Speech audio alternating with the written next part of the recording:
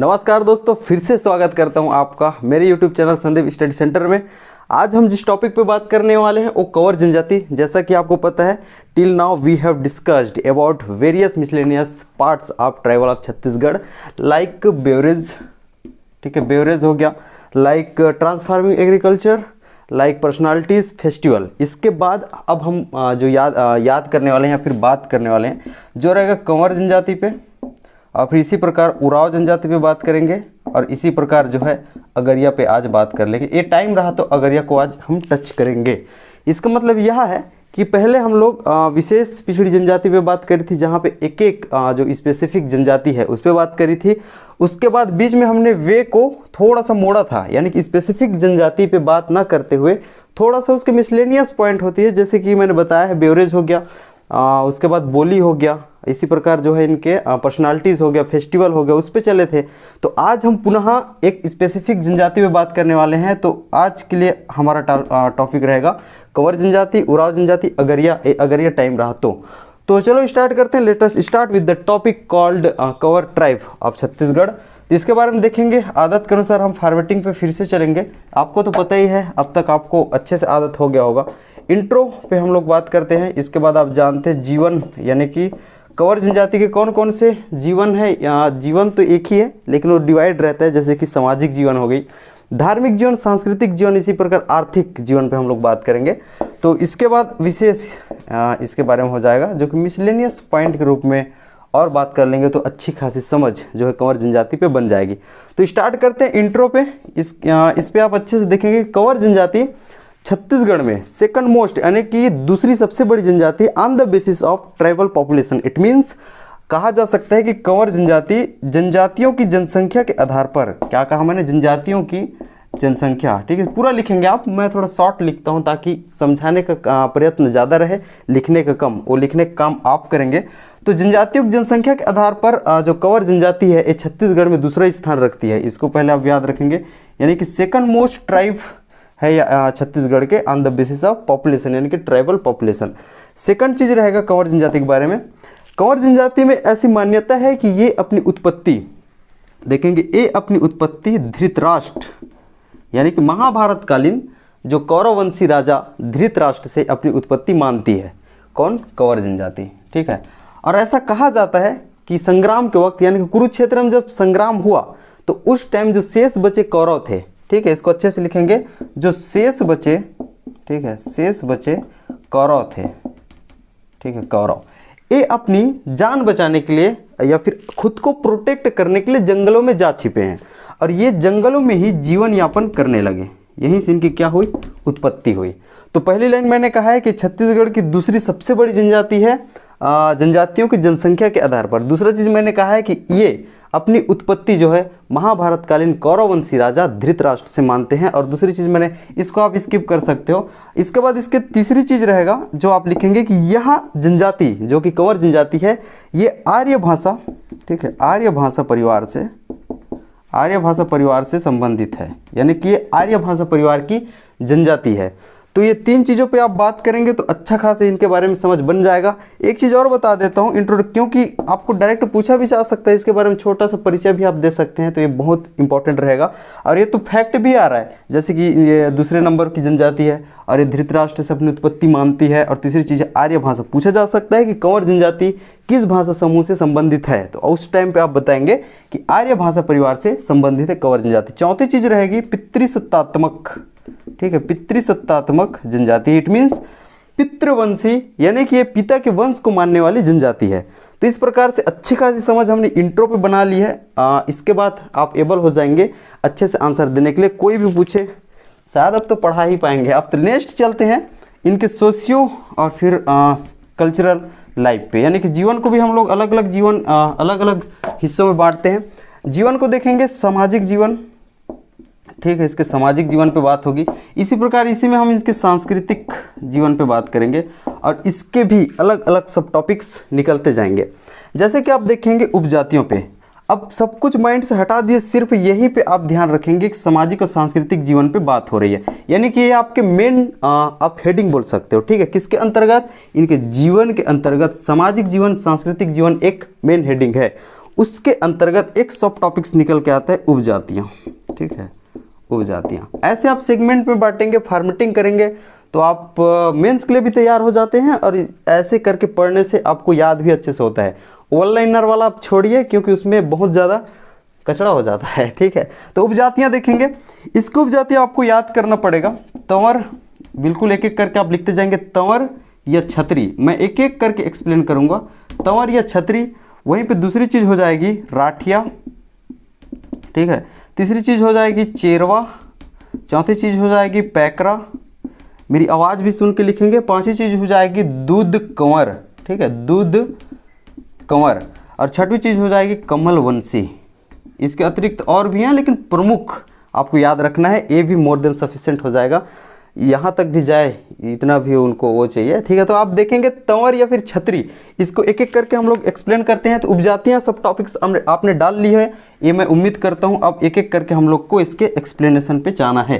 तंवर या छतरी के इसको डेस करके इसमें लिखेंगे, इसके एक्सप्लेनेशन में लिखेंगे कि ये तंवर और छतरी जो है अन्य उपजातियों से, ठीक है, जो कि राठिया, चेरवा, पैकरा, दूध कंवर, कमलवंशी है, इनसे स्वयं को उच्च मानते हैं, ठीक है। ये स्वयं को ही मानते हैं, उच्च मानते हैं। पहला चीज़ हो गया, इधर पूरा मिटा दे रहा हूँ ताकि आपको एक्सप्लेन करने में, लिखने में कोई भी दिक्कत का सामना करना ना पड़े। तो ये स्वयं को उच्च मानते हैं। दूसरी चीज़ है, इनमें विधवा विवाह, ठीक है, विधवा विवाह वर्जित होती है, ठीक। तो पहले स्वयं को उच्च मानते हैं, इनमें विधवा विवाह वर्जित होती है। इवन कंवर जनजाति में भी विधवा विवाह वर्जित होती है, सम टाइम से कभी कभी एक कर लेते हैं, लेकिन जो इनके उच्च उपजाति है तंवर और छतरी, इनमें विधवा विवाह वर्जित होती है, और ये उच्च तो मानते ही हैं। तीसरा चीज़ रहेगा बिलासपुर के, ठीक है, बिलासपुर के, ये उस समय की बात हो रही है जब कोरबा इससे अलग होकर जिला नहीं बना था। बिलासपुर के लिखेंगे आप कोरबा, ठीक है, कोरबा आप लिखेंगे छुरी, ठीक है, कोरबा छुरी उपरोड़ा, कोरबा छुरी उपरोड़ा चांपा, ठीक है, एक एक करके लिखेंगे, कोरबा छुरी उपरोड़ा चांपा, लाफा, ठीक है, मतीन और फिर पेंड्रा, ठीक है।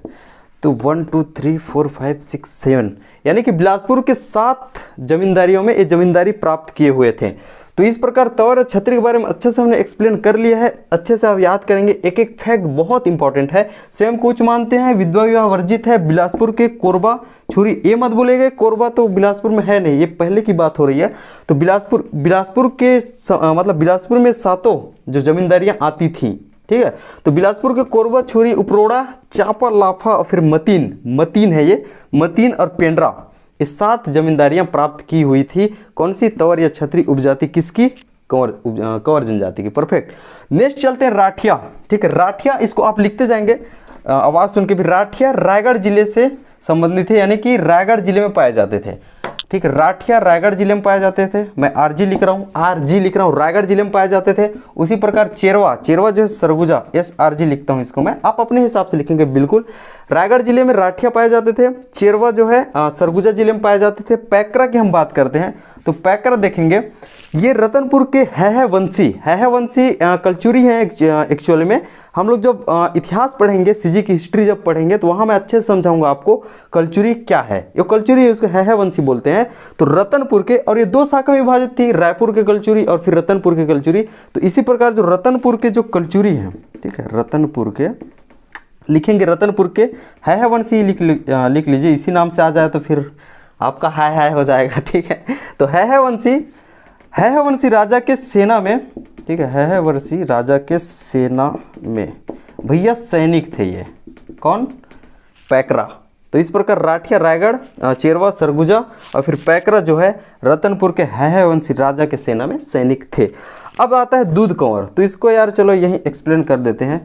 दूध कंवर जो है, दूध कंवर को डाल्टन ने, ये विद्वान है भाई, ठीक है, डाल्टन ने कंवर जनजाति का क्रीम कहा है। इसको सेम लिखेंगे, क्रीम कहा है, क्रीम। उसी प्रकार कमलवंशी जो है, कहाँ एक्सप्लेन करूँ, ये कमलवंशी जो है आपका प्रारंभिक कंवर है, ठीक है, प्रारंभिक कंवर है। तो इधर उधर ध्यान ना देंगे, जहाँ जहाँ एरो किया हूँ वहाँ आप एक्सप्लेन करेंगे, ऐसा उम्मीद मैं करता हूँ। तो अब नेक्स्ट चलते हैं, उपजातियों पे बात हो चुकी है, इनके जो सामाजिक जीवन और सांस्कृतिक जीवन के अंतर्गत। अगला इसका सब टॉपिक्स रहेगा कंवर जनजाति पंचायत के बारे में, ठीक है, पंचायत के बारे में बात करेंगे। इनके लोकल बॉडी है ये चीज़ एक्चुअल में। पंचायत को किससे रिलेट करके समझाऊं?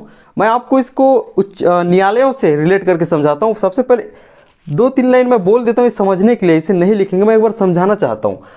पंचायत को समझने से पहले, पंचायत के बारे में लिखने से पहले एक चीज़ आप समझेंगे। सबसे पहले आपको पता ही है, ठीक है, ये जैसा भी बने, लोकल बॉडीज होती है, यानी कि आपका लोकल कोर्ट होता है, उसके बाद हाई कोर्ट होता है, ठीक है, इतना समझ में आ रहा है। लोकल कोर्ट होता है, हाई कोर्ट होता है, उसके बाद सुप्रीम कोर्ट होता है अब हमारे जो इंडियन लेवल पे, ठीक है। तो कोई भी केस है, यानी कि लोकल केस, ये लोकल कोर्ट में सबसे पहले हम लोग दाखिल करते हैं। अगर ना हुई बात तो वो हाई कोर्ट तक जाती है। अगर यदि कोई प्रकरण या फिर केस यहाँ भी सॉल्व नहीं होता है, कोई भी निर्णय हाई कोर्ट में भी नहीं हो पाता है, तो कहाँ उसके बाद हम लोग कहाँ की ओर रुख करते हैं? सुप्रीम कोर्ट की ओर। सिमिलरली, इसको नहीं लिखेंगे, बस आपको समझाने के लिए था। सिमिलरली कंवर जनजाति की पंचायत 3 स्तरों में पाया जाता है। परफेक्ट, 3 स्तरों में। तो इसीलिए मैंने कहा सबसे पहले एक चीज़, इसको हिरार्की में एक बार समझा के आपको बता देता हूँ। सतगड़िया पंचायत, इसको लिखेंगे ना, अभी भी समझा रहा हूँ मैं। सतगड़िया पंचायत, एक होता है सतगड़िया पंचायत, एक होता है चक पंचायत, और एक होता है ग्राम स्त्री पंचायत। तो उसी प्रकार है सेम चीज़, जो यहाँ पे लोकल कोर्ट का जो काम था, उसी प्रकार ग्राम स्त्री पंचायत हो जाएगा, फिर चक पंचायत, फिर सतगड़िया पंचायत। अब इसको हम 1 बाय 1 अच्छे से लिखते हैं। अब यहाँ से अब लिखने का काम शुरू कर सकते हैं। आपको उम्मीद करता हूँ आपको बहुत अच्छे से समझ आ गया होगा। तो एक एक करके आप लिखेंगे। सबसे पहले तो कंवर जनजाति की अपनी परंपरागत, ठीक है, परंपरागत जाति पंचायत होती है। ग्राम स्त्री पंचायत, ठीक है, ग्राम स्त्री पंचायत का प्रमुख गौटिया कहलाता है, ठीक है। आप एक एक करके लिखेंगे, प्रैक्टिकली पॉसिबल नहीं है एक एक चीज़ लिखूं। मेरा हमेशा से प्रयत्न रहता है मैं कम लिखूं, समझाऊं ज़्यादा, ताकि आपको कंटेंट बहुत अच्छे से मिल जाए। यानी कि एक एक चीज़ लिखूंगा तो अनावश्यक बहुत लंबी हो जाएगी क्लास। तो ये कंवर जनजाति की अपनी परंपरागत पंचायत होती है। ग्राम स्त्री पंचायत, ग्राम स्त्री पंचायत के प्रमुख को गौटिया कहते हैं, ठीक है, गौटिया कहते हैं।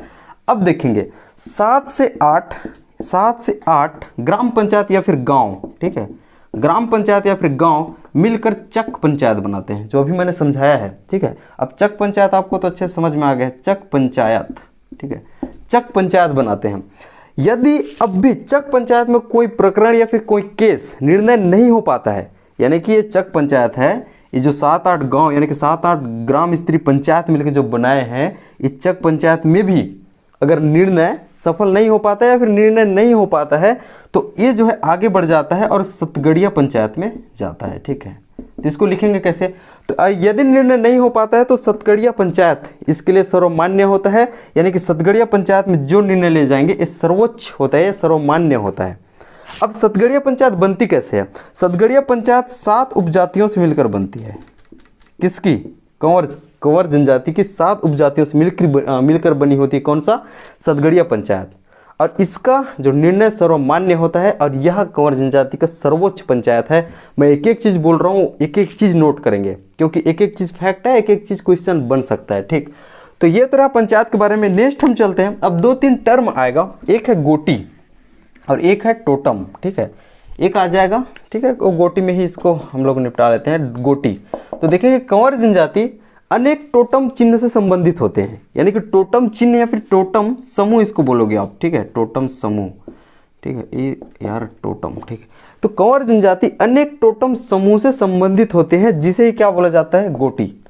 अब कंवर जनजाति के जो सामाजिक सांस्कृतिक जीवन के अंतर्गत जो सब टॉपिक्स हम देख रहे हैं उनमें चलते हैं। वो एक एक करके देखेंगे। सबसे पहले देखेंगे नृत्य, ठीक है। अब एक एक करके देखते जाएंगे। जो मेन चीज़ है वो खत्म हमने कर ली है। नृत्य पे बात करेंगे, त्यौहार पे बात करेंगे, इनके बोली पे बात करेंगे। चलो लिख ही लेते हैं पहले। बोली पे बात करेंगे, नृत्य हो गया, त्यौहार, बोली पे बात करेंगे, विवाह पे बात करेंगे, और फिर इनके धर्म, ठीक है, धर्म यानी कि धार्मिक जीवन पे भी यही बात कर लेंगे, क्योंकि सांस्कृतिक जीवन पे भी बात कर रहे हैं। तो नृत्य देखेंगे, कंवर जनजाति बार नृत्य करती है, ठीक है, कंवर नृत्य करती है, बार नृत्य करती है। ये वन डे एग्जाम के लिए बहुत इंपॉर्टेंट है। त्योहार पे देखेंगे तो हरेली, कंवर जनजाति के द्वारा हरेली, ठीक है, पोला, दिवाली, इवन तीजा भी है एक। इतना लिख के रखो। ये त्यौहार शायद ही पूछे, क्योंकि स्पेसिफिक नहीं है, ये तो सभी के द्वारा मनाया जाता है। तो कंवर जनजाति के द्वारा बार नृत्य की जाती है। त्यौहार में हरेली, पोला, दिवाली, इसकी आप बात करेंगे। बोली देखेंगे, बहुत इंपॉर्टेंट है, इसको आप स्टार लेंगे, बहुत बार ये पूछा गया है एक्चुअल में। तो इनकी बोली कुरुख है, ठीक है, एक कुरुख बोली बोलती हैं, इसको स्टार लगाएंगे। ना जाने कितने बार पूछा गया है व्यापम में, CGPSC में, ठीक। तो इनकी बोली जो है कुरुक है। विवाह की बात करते हैं तो इनमें 5 रस्म पाया जाता है विवाह में, ठीक है, बस इतना ही लिखेंगे आप। 5 रस्म पाया जाता है। कौन कौन से, एक एक करके देखेंगे। मंगरी, ठीक है, ये कोई नहीं है मंगरी, ये अचंभा लग रहा होगा, ये मंगनी ही है, मंगरी। उसके बाद लिखेंगे आपका द्वार मंगा, द्वार मंगा बोलते हैं इवन, मंगरी, द्वार मंगा, ठीक है। रोटी तोड़ना, रोटी तोड़ना हो गया। उसके बाद विवाह, उसके बाद गौना। एक एक करके मैं समझाता हूँ, इसको लिखने की जरूरत नहीं है, बस माइंड में बिठा के रखेंगे। मंगरी एक प्रकार से मंगनी है। अब मंगनी को समझाने की जरूरत नहीं है, इस जो प्रारंभिक चर्चा होती है इवन, ठीक है, तो ये हो गया मंगरी। उसके बाद द्वार मंगा, जो प्रारंभिक चर्चा होने के बाद जो सबसे पहले विवाह में स्टार्ट होता है ना, जैसे ही उसका शुरू होता है, उसके बाद जो द्वार जो है जाया जाता है, उसी को ही द्वार मंगा कहते हैं। रोटी तोड़ना है, थोड़ा सा वो चीज़ है, जैसे कि दूल्हे हो गया और फिर दुल्हन, ये दोनों को रोटी खिलाते हैं, ये रोटी तोड़ना हो गया। उसके बाद इसके विवाह, अब विवाह जानते हो, इसके बाद तो विवाह ही स्टार्ट हो जाता है। गौना इंपॉर्टेंट हो जाता है। गौना ये विदाई होता है, ठीक है, इसको आप ब्रैकेट में विदाई लिख लेना, हालांकि विदाई नाम से नहीं आएगा, ठीक है, क्योंकि ईजी हो जाएगा। तो ये गौना होता है, लास्ट विदाई। तो इस प्रकार आपने विवाह के 5 रस्म पे भी बात कर लिया, बोली पे बात कर लिया, त्यौहार पे बात कर लिया, नृत्य पे बात कर ली है। हम लास्ट बात करते हैं इनके धार्मिक जीवन पे। धार्मिक जीवन, इसके बाद आर्थिक जीवन फिर बात करेंगे। तो फिर धार्मिक जीवन देखेंगे। सग्राखंड इसके प्रमुख देवता है। क्या कहा मैंने? सग्राखंड, ठीक है, सग्राखंड इसके प्रमुख देवता है। यहाँ तक क्लियर है। अब हम चलते हैं इनके आर्थिक जीवन पे।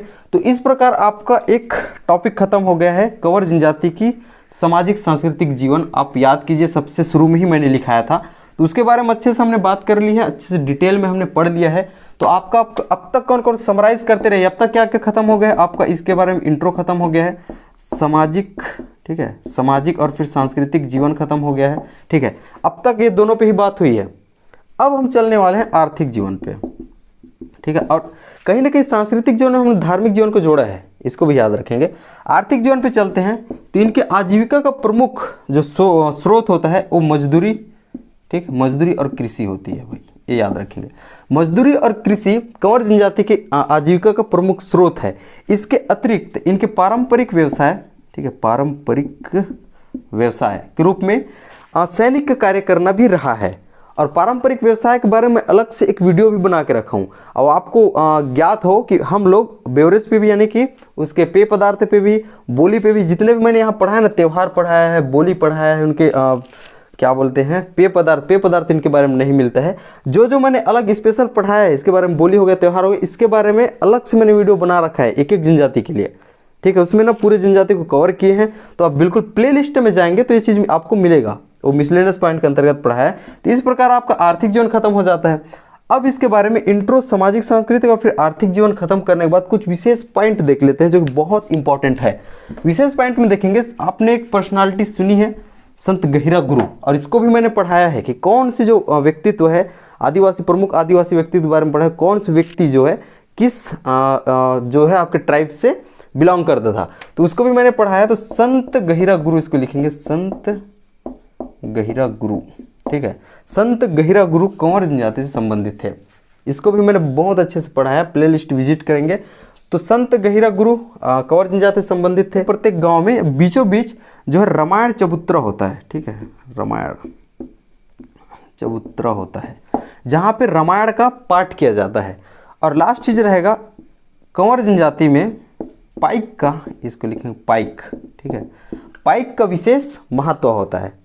तो इतने चीज़ खत्म करने के बाद पाइक, अच्छा पाइक को मैं समझा देता हूँ। पाइक कुछ नहीं है, ये जो सैनिक कार्य करते हैं, इसके पारंपरिक व्यवसाय है, उनमें एक जाति है, ठीक है, छोटी सी एक उपजाति है, वही का एक हिस्सा है जिसे पाइक कहा जाता है, जो कि कंवर जनजाति में विशेष महत्व रखता है। तो कंवर जनजाति के बारे में अच्छा खासा समझ बना लेने के बाद हम अगले जो जनजाति पे मूव करते हैं, जिसका नाम रहेगा उरांव, ठीक है। तो आपका कंवर जनजाति यहीं पे खत्म होता है। इसके अतिरिक्त और कुछ बचता है, मैं लास्ट में बिल्कुल इसको मेंशन करूंगा। It will be more than sufficient for you point exam के पॉइंट ऑफ व्यू से। तो आप अब आगे हम पढ़ने वाले हैं उरांव, इस पर चर्चा करते हैं। एक चीज़ बताना रह गया था, उसके संकेंद्रण आपको देखना होगा, जल्दी जल्दी में शायद ये मेरे से छूट गया है। संकेंद्रण, संकेंद्रण का मतलब यह है कि वो जिले, ठीक है, वो जिले जहाँ ये निवास करते हैं। इसका एक ही टॉपिक लिखेंगे, जिले लिख लीजिए या फिर संकेंद्रण लिख लीजिए। किसके बारे में बात कर रहे हैं? कंवर के बारे में, ठीक है। एक ही चीज़ बस इसको ख़त्म कर लीजिए आप। ठीक है, तो देखेंगे कहाँ कहाँ पाए जाते हैं। बिलासपुर है आपका, ठीक है, बिलासपुर, रायगढ़, रायपुर हो गया, ठीक है, सरगुजा, फिर कोरिया, ठीक है। तो बिलासपुर, रायगढ़, रायपुर, सरगुजा और फिर कोरिया, यहाँ पे इनका संकेंद्रण है मुख्य रूप से कंवर जनजाति के बारे में। तो इस पे आप बात कर लेंगे।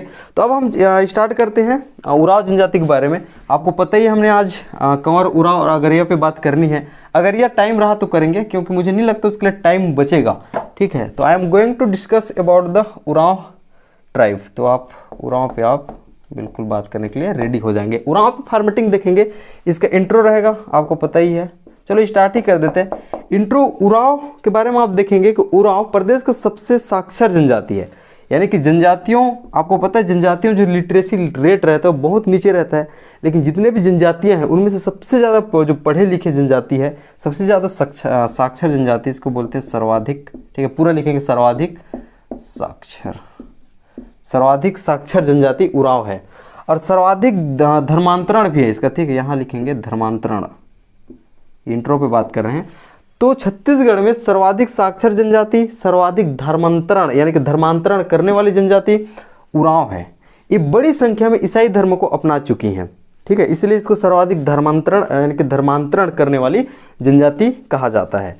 तो ये तो रहा इनके बारे में इंट्रो। इसके बाद हम आगे चलते हैं इनके संकेंद्रण पे। सबसे पहले आपको देखना है सरगुजा।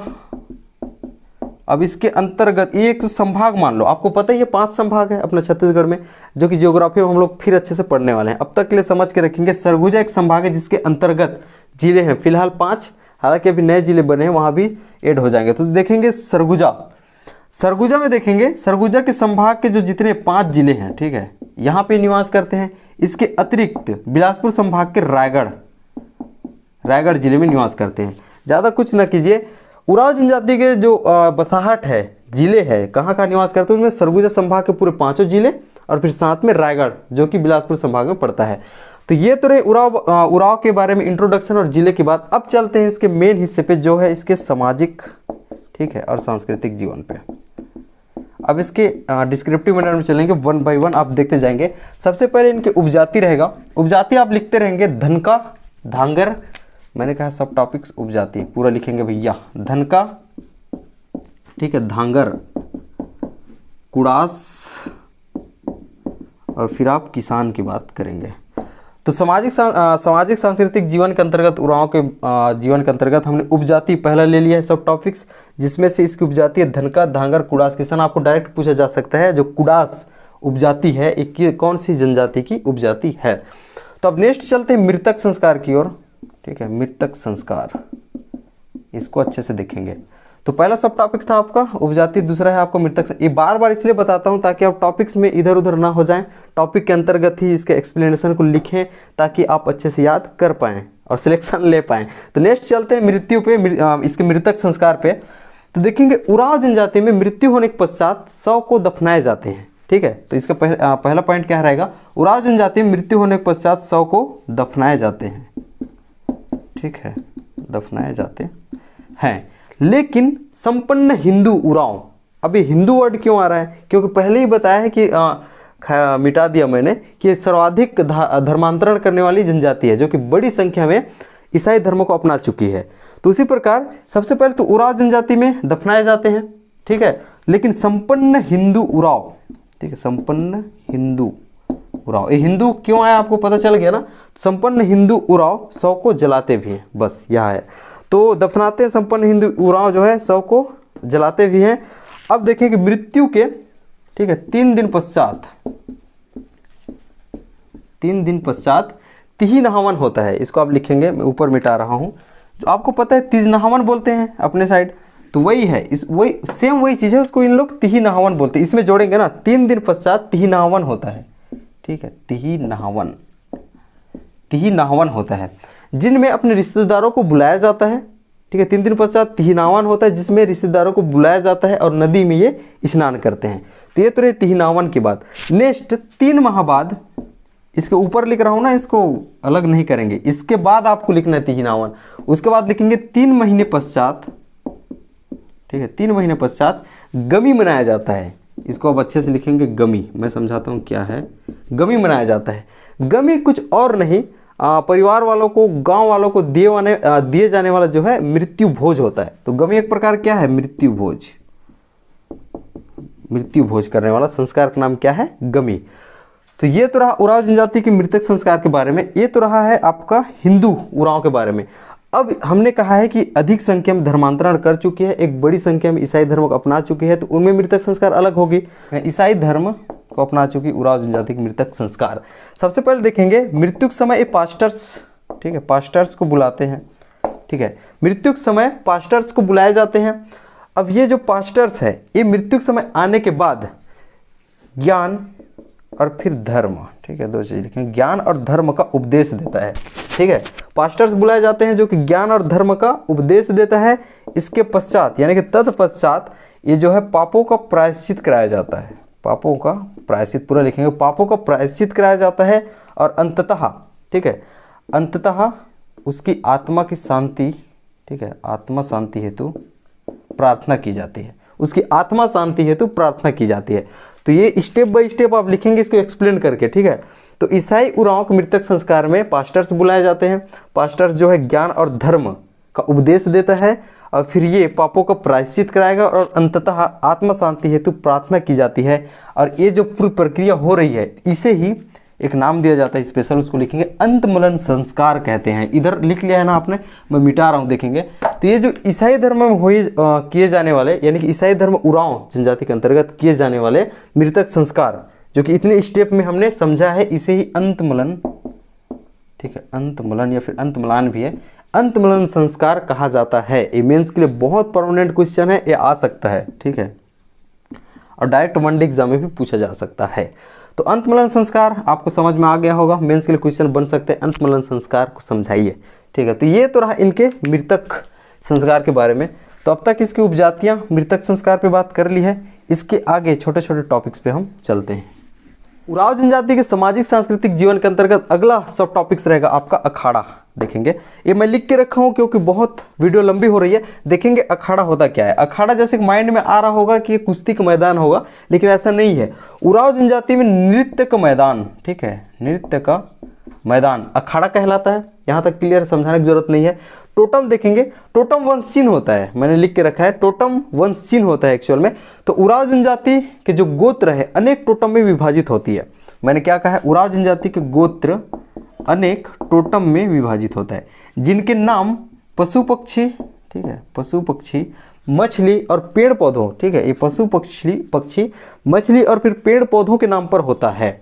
इस प्रकार ये गोत्र के प्रतीक के रूप में, ठीक है, गोत्र के प्रतीक के रूप में इन पशु पक्षियों एवं मछलियों एवं पेड़ पौधों को नहीं मारते हैं, नहीं काटते हैं, ठीक है, नहीं मारते ना नहीं काटते हैं।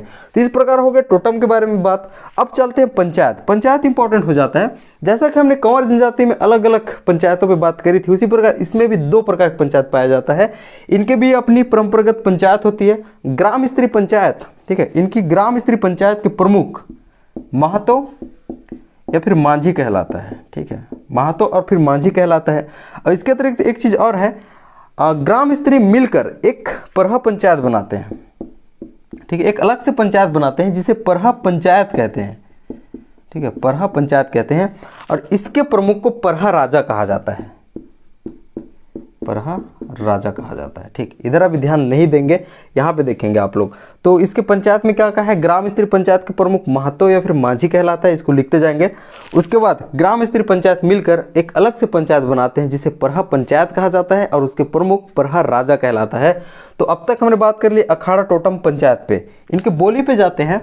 और एक चीज़ यहाँ पे मैं बताने वाला हूँ आपको, क्योंकि पिछले कंवर जनजाति में मैं बोली बताया था आपको, वहाँ पे मैंने क्रुक की बात करी थी।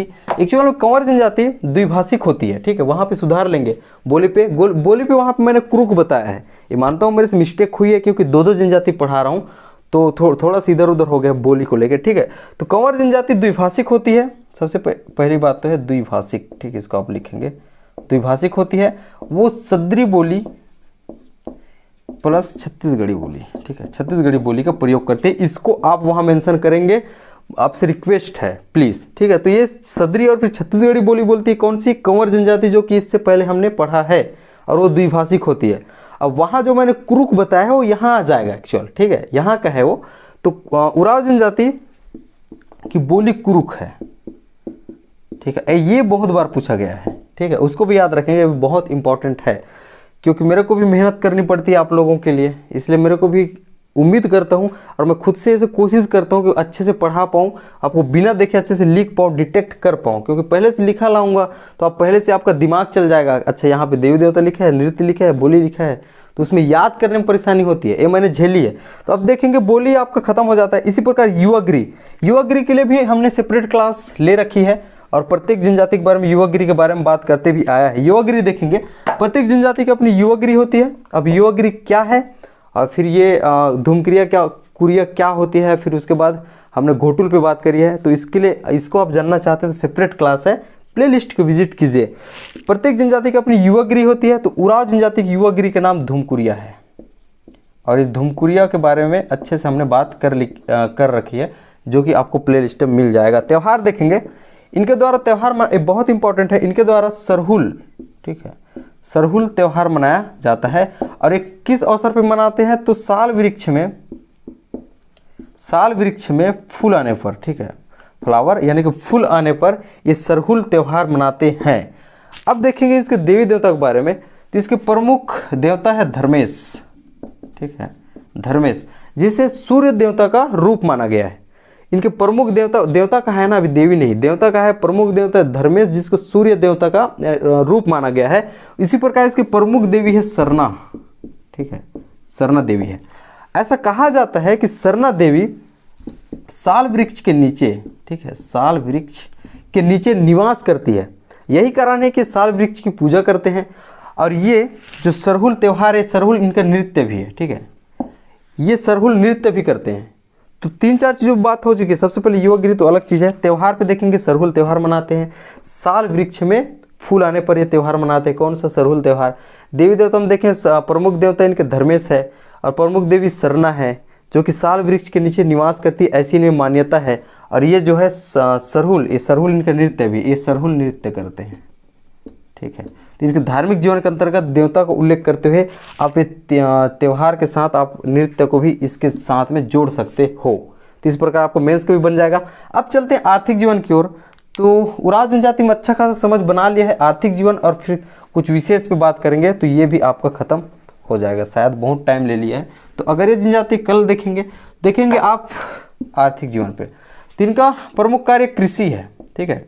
इसके पहले कंवर जनजाति भी बात करें, उसका भी प्रमुख कार्य कृषि है, साथ में सैनिक कार्य भी करते थे। तो इनका प्रमुख कार्य कृषि है। इसमें इंपॉर्टेंट हो जाते हैं गुणवत्ता के आधार पर अपनी भूमि को, ठीक है, 2 हिस्सों में बांटती है। 2 हिस्सों में बांटती है। कौन कौन सी देखेंगे? एक को बोलती है ये दोन, और दूसरे को बोलती है तान। तान या फिर तार न मिलते हैं, तान लिखेंगे। दोन और तान। दोन अच्छी गुणवत्ता वाली भूमि होती है, तान कम उपजाऊ वाली होती है। यहाँ तक एकदम क्लियर है।